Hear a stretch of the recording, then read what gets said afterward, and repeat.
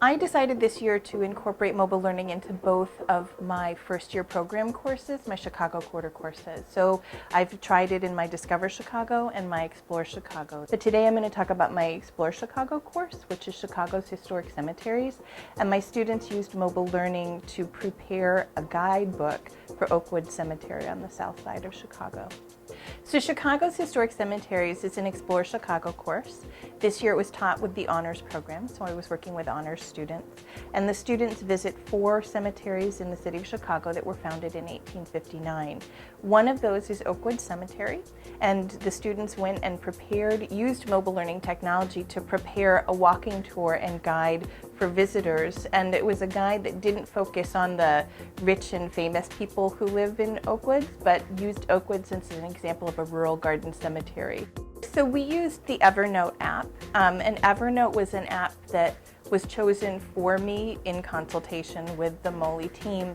And what made it really useful is it combined all of the things that I wanted students to do. So it has a geotagging feature so that they could connect things to specific places within the cemetery.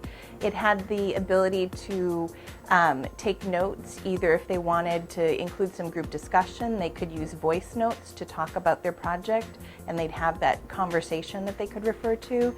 They could take notes, written notes using the app, and also take photographs and tie them all to that one place. The feedback was a lot about how it was sort of looking at their phone in a whole new way, looking at the way that technology could be used to facilitate learning in a whole new way. And a lot of them voiced that they were going to use, and some of them had even used Evernote before, and they said, I never thought of using this for my schoolwork. I'm going to use this for my schoolwork now. Both because they could collaborate online, which they loved, and because it was such an easy way for them to take in some information that would have been harder if they were trying to write it or think, oh, I'll remember that later. So it was an incredibly positive experience for them to reconnect to familiar technology in new ways. The cool thing about the app was everything was stored in one folder. And so we actually named it Oakwood Cemetery, and we emailed it to one another in a group because we were a group of 5 or 6, and it was just a quick way to share every file, all of our pictures, all of our voice notes, and all of the actual written notes that we took to help us draft this huge guide that we later submitted for class. I did this in 2 classes, so let me just say that in each of them I had 20 to 25 students, and in each case I had 1 or 2 students who didn't have a smartphone. So by structuring these as group projects, it was very easy to accommodate all of them in the mobile learning process. The cool thing with Evernote is you can geotag where you take your pictures. So when we had to plot everything on a map again, we actually were able to see where the graves and where the headstones were that I took pictures of.